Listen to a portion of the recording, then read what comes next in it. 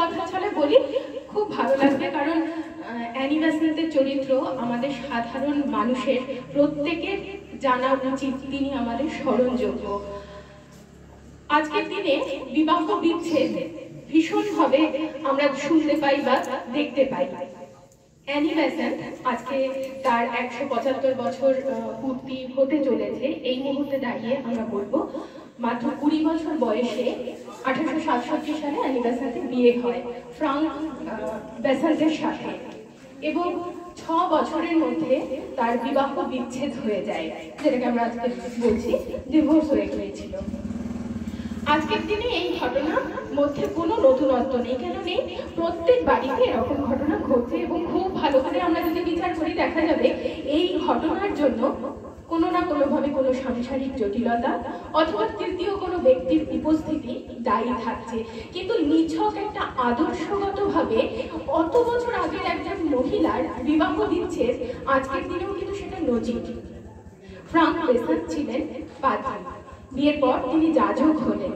তার ধর্ম চেতনার সঙ্গে অ্যানি বেসান্তের ধর্ম চেতনার মিল ছিল না। ফ্রাঙ্ক বেসান্ত সবসময় চাইতেন তার সহধর্মিনী তার ধর্মতে তাকে সর্বতভাবে সাহায্য করবে, এবং কমিউনিয়ন বলে খ্রিস্টান কমিউনিটির একটা উৎসব হয়, সেই উৎসবে উপস্থিত থাকার জন্য অ্যানি বেসান্তকে বারবার ঘোরাঘুরি করা হতো। কিন্তু অ্যানি বেসান্ত মনে করতেন শুধুমাত্র এই ধর্মীয় উদযাপনই সব নয়, এতে ধর্মের যে প্রকৃত অনুভূতি সেটা মানুষ অনুভব করতে পারে না। এই সূত্র থেকে তাদের মধ্যে দ্বন্দ্ব শুরু হলো। দেখুন, এত বছর আগে, কত বছর আগে এইরকম আদর্শগতভাবে বিবাহ বিচ্ছেদ, যেটা আজকের সমাজে এসে কিন্তু আমরা ভাবতে পারি না। আজকের দিনে কত হালকা কারণে আমাদের বিভিন্ন জায়গায় আমরা শুনি বিবাহ বিচ্ছেদ হয়েছে বা আলাদা থাকে। দ্বিতীয়ত বলবো, অ্যানি বেসান্ত অসম্ভব ভালো বাগ্মী ছিলেন এবং সুলেখিকা ছিলেন। এই লেখালেখির সূত্র ধরেই কিন্তু তার পরিচয় হলো চার্লস ব্রেডলফের সঙ্গে। চার্লস ব্রেডলফ ছিলেন একজন সেনাবাহিনীর অধিনায়ক ছিলেন। তিনি সেই সময় যখন অ্যানি বেসান্তের সঙ্গে যোগাযোগ হয়, তিনি তখন তার কর্ম থেকে অবসর নিয়েছেন।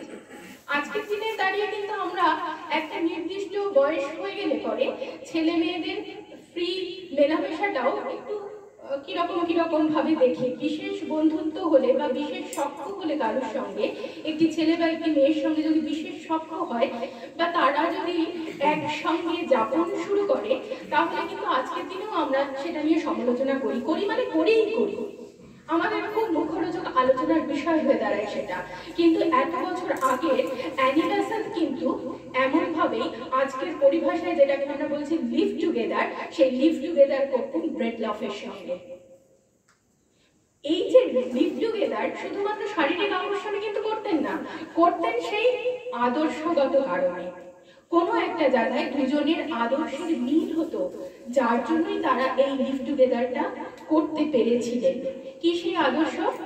আদর্শ হচ্ছে সমাজ সেবা, সমাজের জন্য নিঃস্বার্থে কাজ করে যাওয়া। কিন্তু এই প্রণয় সুখটাও অ্যানি বেসান্তের জীবনে বেশি দিন টেকেনি। অ্যানি কিন্তু এই সম্পর্ক থেকেও বেরিয়ে এসেছিলেন। কেন বেরিয়ে এসেছিলেন? না, এখানে যে মনোমালিন্যটা, তার প্রতি সেই তিনি যার সঙ্গে থাকছেন তার উদাসীনতা, এরকম ধরনের কারণ কিন্তু নয়, এগুলো ভীষণ হালকা কারণ। অ্যানির মতো মহিলার এই সামান্য কারণে একটা প্রণয় সুখ থেকে নিজেকে সরিয়ে আনবেন, সেরকম মহিলাও তিনি ছিলেন না। তাহলে কেন তিনি সরিয়ে আনলেন? এবার কারণটা একদম ভিন্ন সাথে। প্রথমবার ছিল ধর্মীয় কারণে বিবাহ বিচ্ছেদ, এবার হলো রাজনৈতিক কারণে বিবাহ বিচ্ছেদ। অ্যানি বেসান্ত যেই সময় বিবাহ বিচ্ছেদ নয় আর কি, লিভিং থেকে তিনি সরে এলেন। এই বিচ্ছেদের কারণ কি? এই সেপারেশনের কারণ হলো সেই সময় ব্রেডলফ ভীষণভাবে সক্রিয় রাজনীতিতে ঢুকে গেলেন, এবং এই সক্রিয় রাজনীতিতে ঢুকে যাওয়ার সাথে সাথে অ্যানিকে তিনি আর সময় দিলেন না, এবং অ্যানির যে মূল্যবোধ সেগুলো তিনি আর মানতে পারলেন না। অ্যানির মূল্যবোধকে তিনি মান্যতা দিলেন না। এখান থেকে কিন্তু দ্বন্দ্বের সূত্রপাত হলো না, দ্বন্দ্বের সূত্রপাত আরো গভীরে। কারণ অ্যানি মনে করলেন ব্রেডলফ এমন রাজনীতিকে সমর্থন করছে বা এমন রাজনীতিতে সক্রিয় হয়ে গিয়েছে যে রাজনীতিতে নারীর ভোটাধিকারটা পর্যন্ত নেই। এইখান থেকে তাদের দ্বিতীয়বারের জন্য দ্বন্দ্ব শুরু হলো। তিনি আলাদাভাবে শুরু করলেন এবং নিজেকে সম্পূর্ণ উজাড় করে দিলেন জনহিতকর কাজে। বিভিন্ন রকম কাজ তিনি করেছেন। কখনো ফ্যাবিয়ান সোসাইটির মাধ্যমে, ফ্যাবিয়ান সোসাইটির সঙ্গে তার পরিচয় ঘটিয়ে দিয়েছিল বিখ্যাত সাহিত্যিক জর্জ বার্নার্ড শ। যেরকম ধরনের বন্ধুত্ব ছিল সিস্টার নিবেদিতা এবং রবীন্দ্রনাথ ঠাকুরের মতো, ওই একই ধরনের বন্ধুত্ব গড়ে উঠেছিল অ্যানির সঙ্গে জর্জ বার্নার্ড শ। ফ্যাবিয়ান সোসাইটির মাধ্যমে তারা খুব সহযোগী হয়ে গিয়েছিলেন এবং নানা ধরনের কার্যকলাপ একসঙ্গে করা শুরু করেছিলেন। এরপর যেহেতু অ্যানি বেসান্ট সুলেখিকা, তার জন্য বিভিন্ন ধরনের বক্তব্য রাখা বা বিভিন্ন পত্রপত্রিকায় লেখার কাজটাও কিন্তু সেই সাথে তিনি চালিয়ে গিয়েছিলেন। কিন্তু তিনি দেখলেন যে লিঙ্গ বৈষম্য সমাজে খুব বেশিভাবে মাথা চাড়া দিয়ে উঠেছে। তার জন্য তিনি নারীর অধিকার সচেতনতা সম্পর্কে নানা ধরনের প্রত্যক্ষ বা পরোক্ষ আন্দোলনের সঙ্গে জড়িয়ে পড়েছিলেন। কারণ এই কথাটা বলা খুব প্রাসঙ্গিক আজকের দিনটির জন্য। তবে অ্যানির যুগান্তরকারী যে পদক্ষেপ সেটা হচ্ছে জন্ম নিয়ন্ত্রণ। ম্যালথুসিয়ান যে থিওরি রয়েছে, ম্যালথুসিয়ান থিওরির বাস্তবিক ব্যবহারিক প্রয়োগের জন্য অ্যানি ভীষণভাবে সক্রিয় হয়ে উঠেছিলেন এবং তিনি দ্য ফ্রুটস অফ ফিলোসফি, বিখ্যাত মার্কিন চিকিৎসক নোল্টনের লেখা সেই বইটি নিষিদ্ধ হয়ে গেছিল এবং তিনি দ্বিতীয়বার মুদ্রণ করেছিলেন। কতটা সাংঘাতিক ঘটনা ছিল তৎকালীন সমাজে এই বইয়ের পুনর্মুদ্রণ, যে অ্যানিকে জেল পর্যন্ত খাটতে হয়েছিল এই পুনর্মুদ্রণের ঘটনার জের হিসাবে। শুধু তাই নয়, এই বইটির মধ্যে এমন কিছু তথ্য ছিল যার ব্যাখ্যা অ্যানি বেসান্ট বিভিন্ন জায়গায় যখন তিনি বক্তব্য রাখতেন তখন সেগুলো তুলে ধরেছিলেন। এই যে খাদ্য, বস্ত্র, বাসস্থান যেরকম আমাদের মানুষের বেসিক নিড, সেরকম যৌনতাও হচ্ছে মানুষের বেসিক নিড। দারিদ্র্য বেড়ে যাবে জনসংখ্যার স্ফুরণের জন্য, তার জন্য জন্ম নিয়ন্ত্রণ করতে হবে। এর জন্য কিন্তু মানুষ প্রস্তুত নয় তার যৌনতাকে নিয়ন্ত্রণ করতে।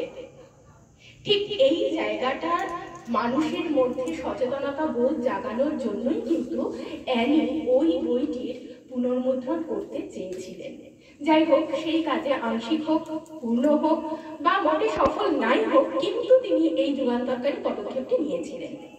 এবং সেই সাথে তিনি আরো একটি যুগান্তরকারী কাজ করেছিলেন, সেটা হচ্ছে তাদের যে শিক্ষা ব্যবস্থা ছিল সেই শিক্ষা ব্যবস্থায় তিনি, আমরা কিছুদিন আগে দেখেছিলাম বা শুনেছিলাম, অনেকে হাসাহাসিও করেছি এই নিয়ে, যে লাইফস্টাইল এটা আবার কেন আমাদের পাঠ্যসূচির অন্তর্ভুক্ত হবে। কিন্তু তখনকার দিনে অ্যানি বেসান্ট বুঝেছিলেন হ্যাঁ, লাইফস্টাইলের দরকার আছে, যৌনতা শিক্ষা প্রত্যেক মানুষের জানা উচিত এবং তিনি সরকারকে বুঝিয়েছিলেন শিক্ষা ব্যবস্থার পাঠ্যসূচির অন্তর্ভুক্ত হওয়া উচিত বিষয়টি। এই ব্যাপারে তিনি যথেষ্ট সক্রিয় ভূমিকা এত বছর আগে কিন্তু নিয়েছিলেন। তারপরে প্রত্যেক মানুষের মধ্যে তো একটা পরিবর্তন আসে। যেহেতু তিনি সুলেখিকা ছিলেন, বই তার কাছে রিভিউয়ের জন্য আসবে। আর নতুন সোভিয়েত রাশিয়ার ব্লাভাস্কি, উনি ছিলেন ধর্মীয় চেতনা সম্পন্ন একজন মহিলা। তার একটি বই অ্যানির কাছে আসে এবং অ্যানি সেটিকে রিভিউয়ের জন্য ভালো করে পড়ে। পড়ার পর তিনি ঈশ্বরবাদে বিশ্বাসী হয়ে পড়লেন। ঈশ্বরের অস্তিত্ব সম্পর্কে তার নিজের মনের মধ্যে অনেক ধরনের কৌতূহল দানা বাঁধল এবং তিনি ধীরে ধীরে ব্লাভাস্কির শিষ্যত্ব গ্রহণ করলেন এবং থিওসফিক সোসাইটিতে নিজেকে নিয়োজিত করে ফেললেন। এই থিওসফিক সোসাইটির প্রচারের উদ্দেশ্য নিয়েই কিন্তু অ্যানি বেসান্ট আমাদের ভারতবর্ষে এসেছিলেন। কিন্তু ওই থিওসফিক সোসাইটি বা ধর্মীয় চেতনা নিয়ে আসলে কি আর হবে, ঢেকি তো স্বর্গে গিয়েও ধানই ভাঙে। তিনি এদেশে এলেন, এদেশের দারিদ্র্য, মহিলাদের প্রতি অবহেলা, তাদের স্বাস্থ্যের সুরক্ষার জন্য নানা ধরনের কর্মকাণ্ডের মধ্যে কিন্তু তিনি নিজেকে সংযুক্ত করে ফেললেন। এবং তিনি এদেশে এসে বেনারসে হিন্দু ইউনিভার্সিটি গঠনে মদন মোহন মালব্যকে বিশেষভাবে সাহায্য করেছিলেন এবং নিজেও কিন্তু বেনারসে হিন্দু মহাবিদ্যালয় স্থাপন করেছিলেন, বিশ্ববিদ্যালয় স্থাপনে সাহায্য করেছিলেন এবং নিজে বেনারসে মহাবিদ্যালয় স্থাপন করেছিলেন। এবং তিনি বুঝেছিলেন শুধুমাত্র পাশ্চাত্য শিক্ষা এদেশের লোকেদের উপর চাপিয়ে দিলে সেটাই কিন্তু যথেষ্ট নয়। তার জন্য তিনি সংস্কৃত বা আমাদের ভারতবর্ষের যে সনাতন শিক্ষা তার কিন্তু প্রয়োগ করবার ভীষণভাবে সচেষ্ট ছিলেন বা চেষ্টা করেছিলেন। এবং তার আরো একটা খুব দূরদৃষ্টি বিশেষভাবে স্মরণযোগ্য হোম রুল আন্দোলন।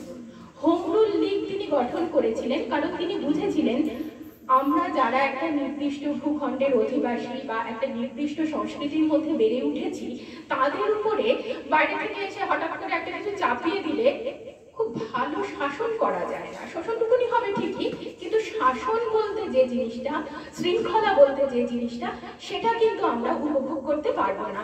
মূলত সেই উদ্দেশ্য নিয়ে স্বায়ত্ত শাসন প্রতিষ্ঠা করবার জন্য তিনি হোম রুল লীগ গঠন করেছিলেন। বাল গঙ্গাধর তিলক এই ক্ষেত্রে তাকে ভীষণভাবে সাহায্য করেছিলেন। পরবর্তীকালে এটা তো গান্ধীজির অসহযোগ আন্দোলনের সঙ্গে সংযুক্ত হয়ে গেল। কিন্তু আমার মনে হচ্ছে আমার এখানেই থামা উচিত, কারণ না হলে সকলেই একটু ক্লান্ত হয়ে পড়ছেন আমার কথা শুনতে শুনতে। তার জন্য আমি আজকে এখানে থামছি এবং না হয় পরে আর একদিন যখন অ্যানি বেসান্তের জন্মদিন আসবে, অ্যানির সেই অ্যানির 175 বছরের জন্মবর্ষ আমরা একসঙ্গেই না হয় উদযাপন করবো 1 অক্টোবর এই বছর। তবে বারবার অ্যানি অ্যানি বলছিলাম, কথাটা শুনতে খুব বিসদৃশ্য লাগছিল। বলছিলাম তার একটা কারণ আছে, কারণ অ্যানি বেসান্ত নামের শেষে ফ্রাঙ্ক বেসান্তের দেওয়া এই পদবী যাত্রাকাল থেকে বেরিয়ে আসতে পারেনি। পরবর্তীকালে উনি এক জায়গায় বলেছিলেন এটা আমার পিঠে বোঝার মতো আমৃত্যুকাল পর্যন্ত চেপে বসে রয়েছে।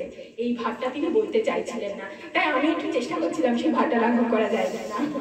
এখানেই থাকছি, সকলকে অনেক অনেক ধন্যবাদ।